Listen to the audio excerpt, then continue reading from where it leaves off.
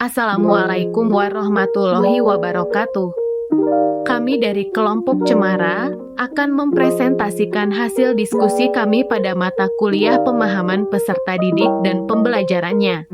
Kelompok ini beranggotakan 6 orang, yaitu Erma Wahyu Safira Nastiti, Nurul Aulia Faradiza, Raflia Umami, Salindri Sukamto Putri, Yurika Nuraini, dan Yustika Arisna Arianti. Bayangkan, jika Anda adalah seorang guru matematika di kelas 7. Saat ini, Anda hendak menyampaikan materi mengenai matematika sosial, yakni mencari nilai rata-rata atau min. Untuk memudahkan peserta didik dalam memahami pembelajaran, Anda mencoba untuk membuat urutan atau langkah-langkah yang perlu diikuti oleh peserta didik agar dapat mencari nilai rata-rata pada sebuah soal. Anda meminta kepada peserta didik untuk mengerjakan soal yang Anda berikan. Hasilnya, peserta didik mampu mengerjakan dengan benar sesuai dengan langkah yang telah Anda siapkan. Beberapa saat kemudian, Anda meminta kepada peserta didik untuk mengulangi soal yang sama tanpa melihat urutan pengerjaan soal, dan peserta didik mampu mengerjakannya dengan benar. Kasus pertama. Menurut Anda, apa yang membuat peserta didik mampu mengerjakan soal dengan baik pada percobaan kedua atau tanpa melihat urutan maupun langkah pengerjaan soal?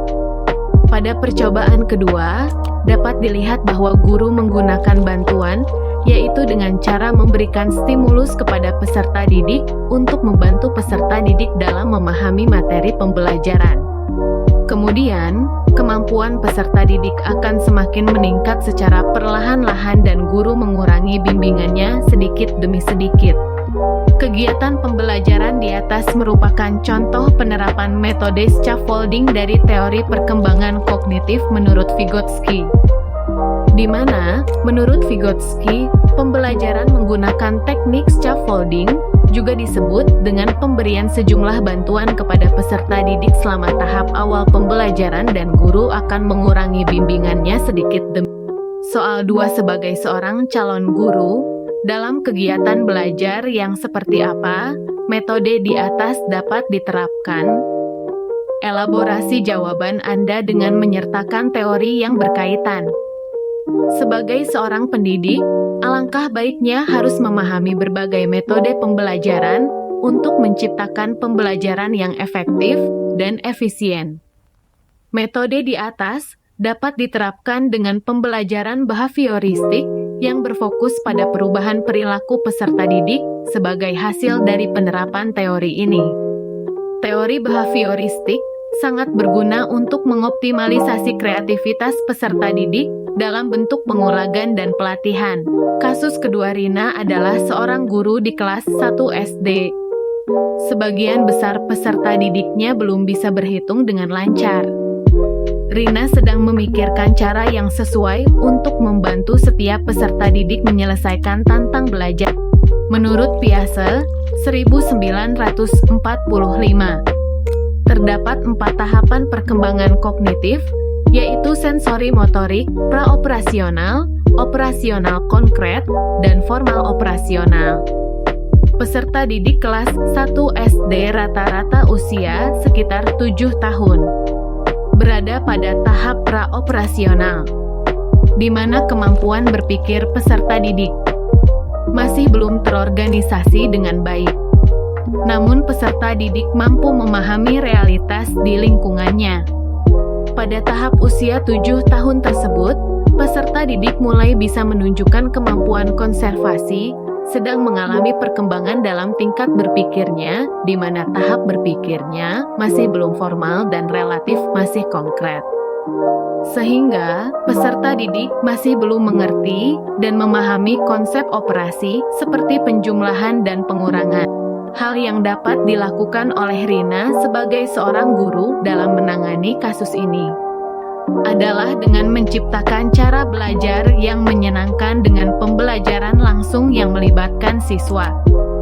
Contohnya dengan menerapkan model belajar dengan Ketika Rina akan mengajarkan tentang penjumlahan dan pengurangan, Rina bisa menerapkan sebuah permainan dengan Rina sebagai pemberi instruksi. Dia bisa menyebutkan instruksi.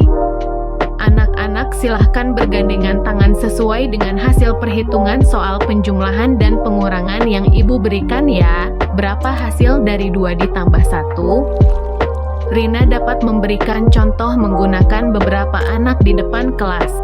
Gaya belajar seperti ini membuat peserta didik dapat belajar secara konkret dan konstruktivisme karena membangun pemahaman dengan mengeksplorasi pemahaman sebelumnya yang telah dipelajari bersama guru di kelas. Dalam permainan itu, diberlakukan reward dan punishment agar peserta didik bersemangat dalam melakukan aktivitas belajarnya.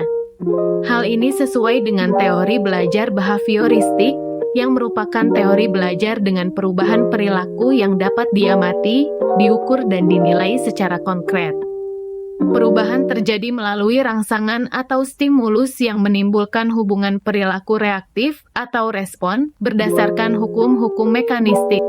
Made adalah seorang guru yang mengajar di salah satu sekolah negeri wilayah Bali.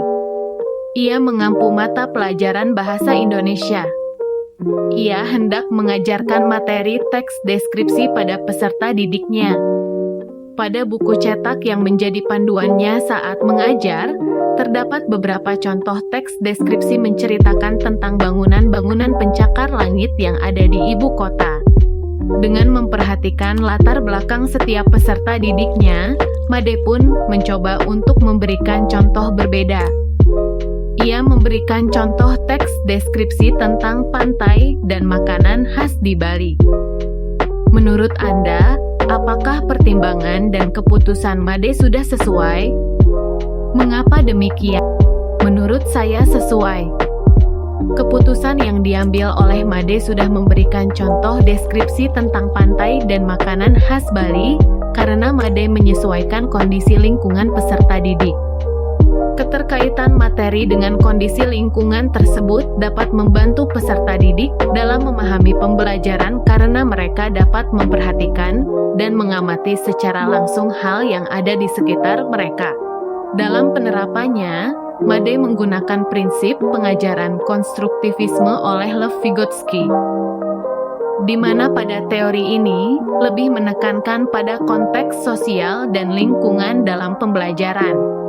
Dengan memilih topik yang dekat dengan peserta didik dan lingkungan mereka, Made menciptakan situasi pembelajaran yang lebih bermakna dan memungkinkan peserta didik untuk mengaitkan pembelajaran dengan pengalaman pribadi mereka sendiri. Sekian hasil diskusi dari kelompok Cemara. Apakah ada pertanyaan? Silahkan tulis di kolom komentar. Jangan lupa like, komen, dan share videonya teman. Terima kasih.